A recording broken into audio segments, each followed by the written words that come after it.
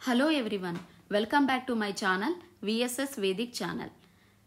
చాలామంది ఈ మధ్య కాలంలో అసలు మ్యారేజ్ కంపాటబిలిటీని ఎలా చూడాలి అంటే జస్ట్ ఇద్దరు నక్షత్రాలు చూస్తే సరిపోతాయా లేదా జాతక చక్రం వేయాలా అన్నది చాలా మందిలో ఉన్న డౌట్స్ అండి. అది ఇప్పుడు ఇద్దరిది నక్షత్రాలు కలిసాయనుకోండి, ఇప్పుడు చాలా మంది అలా నక్షత్రాలు కలిసాయని చెప్పి మ్యారేజ్ చేసుకుంటున్నారు. ఎవరిష్టం వాళ్ళది, ఎవరి అభిప్రాయం వాళ్ళదండి. కొంతమంది చాలా డీప్ ఆస్ట్రాలజీ లోపలికి వెళ్ళరు, కొంతమంది నక్షత్రాలు కలిస్తే చాలు అనుకుంటున్నారు. కానీ ఇప్పుడు ఈ కాలంలో ఎక్కువ మనం డైవర్స్ కేసులు ఎక్కువగా వింటూ ఉన్నాం అన్నమాట. అంటే ఏదో ఒక రకమైన సమస్య రావడం, పోట్లాడుకోవడం అన్నీ అది ఎంతవరకు అంటే ఎవరు అడ్జస్ట్ అవ్వట్లేదు, ఎవరు కాంప్రమైజ్ అవ్వట్లేదు. అది డైరెక్ట్గా తీసుకెళ్ళి మాకు ఇంకా అవసరం లేదు అనుకొని డైవర్సే సొల్యూషన్ అని అనుకుంటూ ఉన్నారు. దాని అన్నిటికీ అసలు ముందు హారోస్కోప్ మ్యాచ్ మేకింగ్ అనేది అసలు ఎలా చూడాలి, మనం మినిమం నాలెడ్జ్ అసలు ఈ ఆస్ట్రాలజీ ద్వారా మనం తెలుసుకుందాం అన్నమాట. ఫస్ట్ అండి, ఎవరి దానికైనా సరే ముందు నక్షత్రాలు చూస్తారు. నక్షత్రాలు చూసేటప్పుడు రాశి చాలా ఇంపార్టెంట్. ఈ రాశులు దాదాపు కొంచెం వీళ్ళకి కన్వీనియంట్గా ఉన్న రాశులు ఫస్ట్ చూడాలన్నమాట. అంటే ఇప్పుడు చూడండి, ఎయిర్ సైన్స్ ఉన్నాయనుకోండి, ఎయిర్ సైన్స్ అవతల ఎయిర్ సైన్స్లో కానీ ఫైర్ సైన్స్తో కానీ చాలా కంఫర్టబుల్గా ఉంటాయి అన్నమాట. అంటే ఏంటి, అగ్నితత్వం ఉన్న రాశులు అగ్నితత్వాన్ని కానీ లేదా వాయుతత్వం ఉన్న రాశులతో చాలా కన్వీనియంట్గా ఉంటారన్నమాట. అంటే వీళ్ళకి వాటి కంపాటబిలిటీ అండర్స్టాండింగ్ లెవెల్స్ అనేది బాగా ఈజీగా పెరుగుతాయి అన్నమాట. అదే ఇప్పుడు మనం ఎర్త్ సైన్స్ చూసామనుకోండి, అంటే మన గ్రౌండెడ్గా ఉండే సైన్స్ మాట ఎర్త్ సైన్స్. అంటే ఆ ఎర్త్ సైన్స్ అవతల ఎర్త్ సైన్స్తో కానీ వాటర్ సైన్స్తో కానీ బాగా కంపాటబుల్గా ఉంటాయి అన్నమాట. ఇప్పుడు చూడండి, భూమితో కూడుకున్న సైన్స్ అన్నీ కూడా వాళ్ళలాగే గ్రౌండెడ్గా ఉండాలని ఆలోచిస్తారన్నమాట. అదే ఈ భూమితత్వం కలిగిన వాళ్ళు ఈ వాటర్ సైన్స్తో ఉన్నప్పుడు ఏమవుతుందండి, ఆ వాటర్ ఆ మడ్ కలిసినప్పుడు ఏమవుతుంది, సాఫ్ట్ రిలేషన్ అనేది ఏర్పడుతుంది అన్నమాట. అంటే ఆ ఎర్త్ అనేది చాలా సాఫ్ట్ అవుతుంది అన్నమాట వాటర్ వల్ల. సో ఇది కూడా చాలా ఈజీగా వెళ్తుంది అన్నమాట.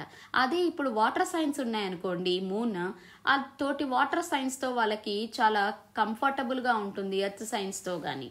తర్వాత ఆపోజిట్గా వేరే వ్యతిరేక సైన్స్తో కొంచెం వీళ్ళకి ఒకవేళ మ్యారేజ్ బాగున్నప్పటికీ కూడా సమ్ సార్ట్ ఆఫ్ డిస్కంఫర్ట్ ఉండే అవకాశం ఉంటుంది అన్నమాట. ఏదో రకమైన మానసికమైన బాధ ఉండే అవకాశం మనకి కనిపిస్తూ ఉంటుంది అన్నమాట. తర్వాత సెకండ్ చూసేది ఏంటంటే అండి, ఈ మధ్య చాలామంది మేము అన్నీ చూసుకొనే చేసుకుంటున్నామండి, కానీ విపరీతమైన ఆర్గ్యుమెంట్స్ జరుగుతున్నాయి.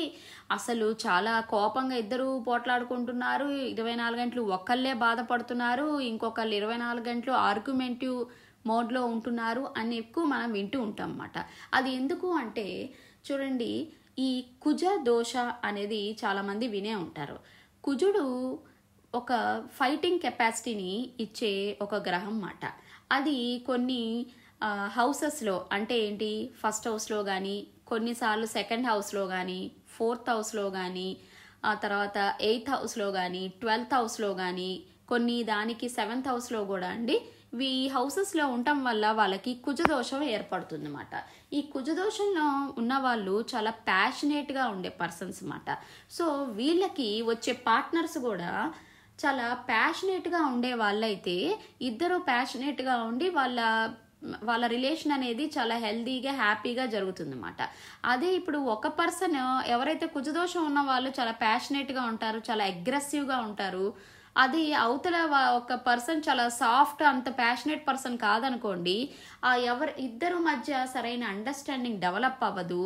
తర్వాత కుజదోషం అనే ఎఫెక్ట్ వల్ల ఏమవుతుందంటే మోస్ట్లీ డైవర్స్ కేసెస్ ఇవన్నీ మనం ఎక్కువగా వాళ్ళల్లో వింటూ ఉంటాం అన్నమాట. సో ఇక్కడ మీరు చెక్ చేసుకోవాలన్నమాట. మీ టైమింగ్ అన్నీ మీకు తెలిసినట్టయితే మీ చార్ట్లో, తర్వాత అవతల పార్ట్నర్స్ మీరు ఎవరైతే చేసుకోవాలనుకుంటున్న దాంట్లో ఇద్దరికి కుజదోషం లేదనుకోండి, హ్యాపీగా ప్రొసీడ్ అవ్వచ్చు. ఒకవేళ కుజదోషం ఉందనుకోండి, 1, 4, 7, 8, 12 దాంట్లో ఉందనుకోండి, అవతల వాళ్ళకు కూడా ఇదే ప్లేసెస్లో కుజుడు ఉన్నాడు అనుకోండి, మీరు 30-40% ఈజీగా వెళ్ళిపోవచ్చు అన్నమాట ఆ మ్యాచ్కి. తర్వాత ఇంకోటి ఏం చూడాలంటే మెయిన్ లగ్నం అండి. ఇప్పుడు లగ్నం చాలా ఇంపార్టెంట్ అన్నమాట. లగ్నాన్ని అంటే ఏంటి, సెల్ఫ్ మాట, మన సోల్ని రిప్రజెంట్ చేస్తుంది అన్నమాట. అంటే మన యొక్క పర్సనాలిటీని రిప్రజెంట్ చేస్తుందన్నమాట.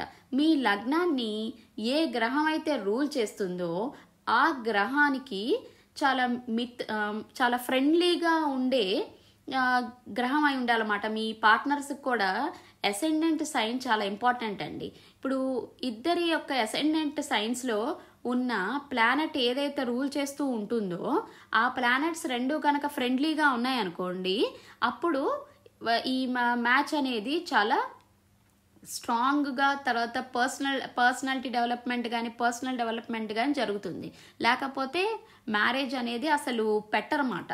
ఒక 2 జాతకాలు కలవాలి అని అంటే ఖచ్చితంగా ఈ అసెండెంట్ ఏదైతే ఉన్నారో వాళ్ళకి అసలు ఎవరు రూల్ చేస్తున్నారు ప్లానెట్, ఆ పార్ట్నర్కి ఈ రూలింగ్ ప్లానెట్ ఖచ్చితంగా ఫ్రెండ్లీ సైన్లో ఉందా, ఎనిమీ సైన్లో ఉందా అన్నది చూడాలండి.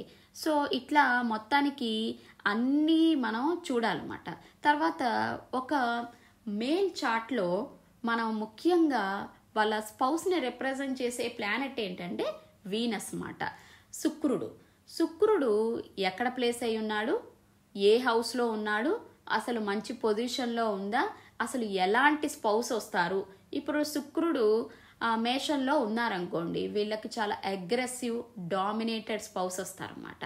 అదే శుక్రుడు వృషభ రాశిలో ఉన్నారనుకోండి, చాలా స్టేబుల్గా, చాలా రిజిడ్గా, అంటే వాళ్ళే మొత్తం చెప్పినట్టు వినాలి అనే స్పౌస్ వచ్చే అవకాశం ఉంది అన్నమాట. తర్వాత వీనస్ జెమినైలో ఉందనుకోండి, చాలా టాకెటివ్ టైప్ ఆఫ్ స్పౌస్ వచ్చే అవకాశం ఉంది అన్నమాట. తర్వాత హౌసెస్ కూడా, ఏ హౌస్లో అసలు వీనస్ కూర్చున్నారు, ఇవన్నీ మనం చూస్తే ఈజీగా ఎలాంటి టైప్ ఆఫ్ స్పౌస్ మీ లైఫ్లోకి వస్తారన్నది తెలుస్తుంది అన్నమాట.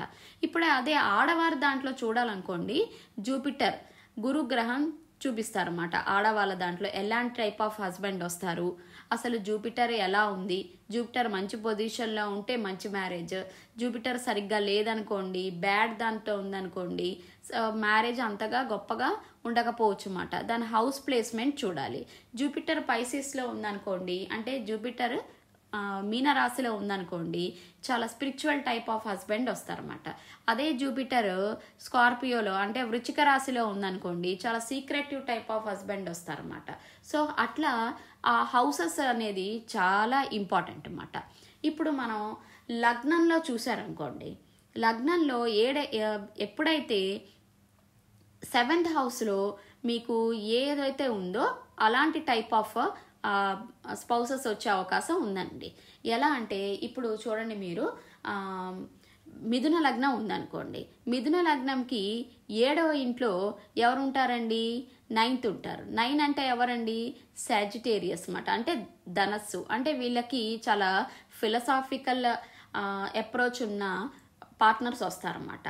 ఇప్పుడు 2 అనుకోండి, రెండో లగ్నం అంటే ఏంటి, వృషభ లగ్నం ఉందనుకోండి, దాని ఆపోజిట్గా ఏముంటుందండి, 7th హౌస్లో 8 ఉంటుంది. 8 అంటే ఏంటండి, స్కార్పియో అన్నమాట. అంటే వీళ్ళకి ఒక స్కార్పియో టైప్ ఆఫ్ అంటే ఏంటి, మన వృచ్చిక టైప్ ఆఫ్ పార్ట్నర్స్ వస్తారన్నమాట. అట్లా మనం అసెండెంట్లో చూస్తే మనం దాని 7th హౌస్లో ఏ ప్లానెట్ అయితే ప్లేస్ ఉందో అలాంటి మెంటాలిటీ ఉన్న పార్ట్నర్సే వస్తారు, అది మగవాళ్ళకైనా ఆడవాళ్ళకైనా.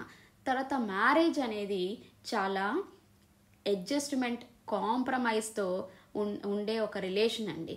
అది ఉన్నప్పుడే ఈ మ్యారేజ్ని మనం ముందుకు తీసుకెళ్ళగలము. తర్వాత మన మ్యారేజ్ చేసుకున్నప్పుడు అది ఏదో మనీ మైండెడ్గా కాకుండా, ఏదో మ్యారేజ్ చేసుకోవాలి అనకుండా మనం స్పిరిచువల్గా గ్రో అవుతున్నామా, అది మనల్ని మంచి పాత్లోకి తీసుకెళ్తున్నప్పుడే అది దాన్ని గుడ్ మ్యారేజ్ కింద మనం చూస్తామండి. సో ఇవన్నీ చూసి ఫైనల్గా మీరు అంత బాగుంది అనుకున్నప్పుడు వెళ్ళటం చాలా ఉత్తమమైన పని. లేదు నేను ఓన్లీ నక్షత్రాలు చూసుకొని వెళ్తాము అని అనుకున్నప్పుడు ఈ చిన్న చిన్న ఏదైతే నేను చెప్పానో అవి మీరు అన్ని చెక్ చేసుకోవచ్చు. మీరు సొంతంగా చేసుకోవచ్చండి. ఎవరో దగ్గరికి వెళ్ళి ఏం చూపించుకోక్కర్లేదు. ఒకవేళ మీకు చాలా బాగా తెలిసిన ఎవరైనా జ్యోతిష్యం చెప్పే వాళ్ళు ఉంటే ఈ చిన్న చిన్న విషయాల్ని మీరు వెళ్ళి వాళ్ళ దగ్గర అడిగినా కూడా వాళ్ళు మీకు చాలా డీటెయిల్డ్గా చెప్తారన్నమాట. ఏమైనా చిన్న చిన్న దోషాలు ఉన్నాయనుకోండి, దానికి తగ్గట్టుగా అవతల పార్ట్నర్స్ని మీరు సెట్ చేసుకోవచ్చు అన్నమాట. అంటే ఏంటి, ఇప్పుడు చూడండి, మీ శుక్రుడు ఏదో అగ్రెసివ్ దాంట్లో ఉన్నారనుకోండి, అవతల పార్ట్నర్ బ్యాలెన్సింగ్గా ఉండే జాతకాన్ని మీరు తీసుకోవచ్చు అన్నమాట. సో వీళ్ళు అగ్రెసివ్గా ఉన్నా వీళ్ళు కొంచెం బ్యాలెన్స్ చేయగలరు అన్నమాట వీళ్ళని. ఓకే, నువ్వు కంగారు పడద్దు అని నచ్చ చెప్పే పార్ట్నర్ని. ఇప్పుడు ఇక్కడ అగ్రెసివ్గా ఉండి ఆ పక్కన జాతకంలో కూడా అగ్రెసివ్నెస్ ఉందనుకోండి, ఇంకా రోజు ఇంకా కొట్టుకుంటూనే ఉంటారన్నమాట. సో అలా దీన్ని బ్యాలెన్స్ చేసుకోవచ్చు అన్నమాట. మీరు మీ జాతక చక్రాలు ఉంటే గనక ఖచ్చితంగా ఇది మంచిగా బ్యాలెన్స్ చేసుకోవచ్చండి. నాకు తెలిసినంత పరిధిలో నేను ఒక మ్యారేజ్ ఎలా మ్యాచింగ్ చేయాలి అని చాలా మినిమం చెప్పానండి. ఇంకా చాలా ఉంటాయి. వాటి యొక్క అసలు ఎన్ని పాయింట్స్ వచ్చాయి ఇవన్నీ కూడా చాలా జాగ్రత్తగా చూసుకొని ముందుకు వెళ్ళొచ్చండి. దయచేసి నా ఈ ఛానల్ అయిన విఎస్ఎస్ వేదిక్ ఛానల్ని సబ్స్క్రైబ్ చేసుకోండి. Thank you so much.